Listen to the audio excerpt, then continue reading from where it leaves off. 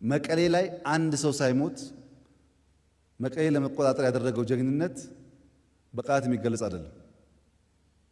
በሁመራ ላይ የነበረው ምሽግ ይህ ስፔሻል ፎርስ አንድ ሰው ሰውቶ ብርጌድ አፍርሷል። በፊልም ካልሆነ በስተቀረ የነዚህ ሰዎች ጀግነት መናገር ያስቸግራል። 99% ታርጌት መተናል። 99% ኮላተራል ዳሜጅ አልነበረው። አንዲት ከተማ አንድ ሰው አልገደለም። መከላከያ የማንም ሀገር ወታደር ቢሆን ከዚህ በለጠ ብቃት ማሳየት አይችልም።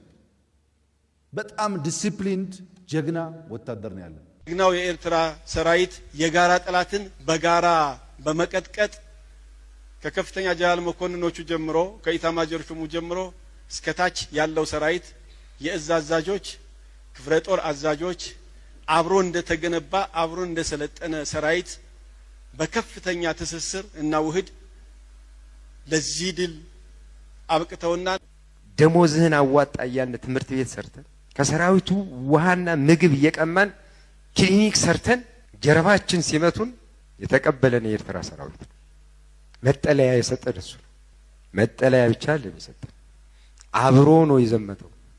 አብረን ነው የተዋጋ ነው። አንድ ጉድጓድ ነው የተቀበርነው።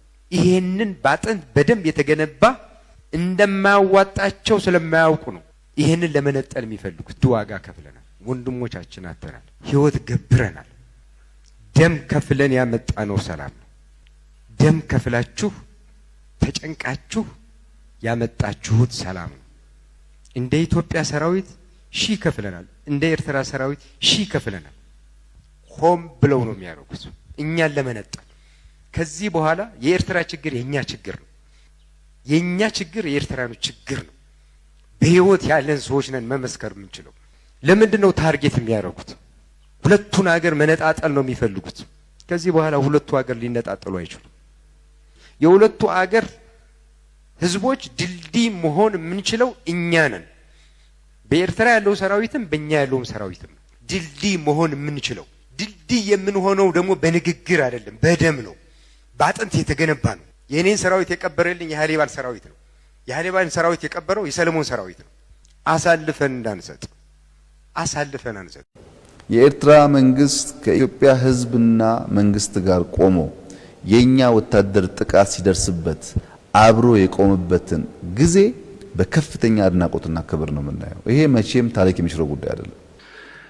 በትግራይ ውጊያ ሲጀመር የመጀመሪያው ዙር ውጊያ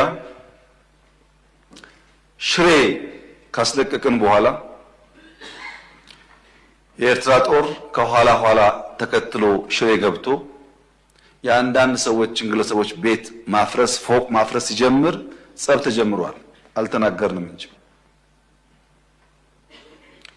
አክሱም ይዘን ስናልፍ አክሱም ገብቶ ወጣቶች በጅምላ ሲረሽን ጸብ ተፋፍሟል። አድዋን ይዘን ስናልፍ አድዋ ሄዶ ፋብሪካዎች ሲፈታታ ሲሰርቅ ጸብ ተጋግሏል። አዲግራት ደርሰን የመድኃኒት ፋብሪካውን የሚነቀለውን ነቅለው የማይነቀለውን ሲያፈራርሱ ጸቡ ጫፍ ደርሷል። ጥፋት የሰራው ራሱ ቲፒኤልኤፍ ነው። የሻዕቢያ ሰራዊት በዚያ ሳልፍ ተኩስ ከፈተባቸው በሲቪሎች ማለት ነው። ሰራዊቱ በዛ ሲያልፍ የሻዕቢያ ተኩስ ከፈተባቸው። ምን አድርጎ ከተማ ውስጥ ሚሊሻ ምናምን የታጠቀ ምናምን ሰክስጎ ማለት ነው። ልክ እንደ ደፈጣ አይነት ማለት ነው። ይሄን ያደረገው ደግሞ ከተማ ውስጥ ነው።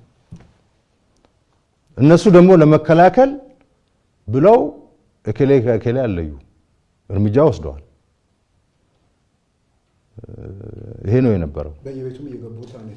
በየቤቱ የገቡ የሚለው አይደለም። በቃ ከተማ አይደለ ተተኮሰበት። ግብረ መልስ ሲሰጥ ከተማ ውስጥ ሰው ብዛት ስለሚኖር እንትን አድርጓል፣ ጉዳት ደርሷል። ያ ጉዳት እንዲደርስ ሆን ተብሎ ነው የተሰራው። በሰላም የሚሄድ ሰራዊት ላይ ታጣቂ አደራጅተህ ከተማ ውስጥ ሳክስገህ አስገብተህ ተኩስ ከከፈትክ ምን ያርግ ታዲያ? ሰራዊቱ ራሱን መከላከል አለበት። ለመከላከል ደግሞ ማን ነው የታጠቀው ማን ነው ያልታጠቀው ብሎ ለመለየት ከባድ ነው።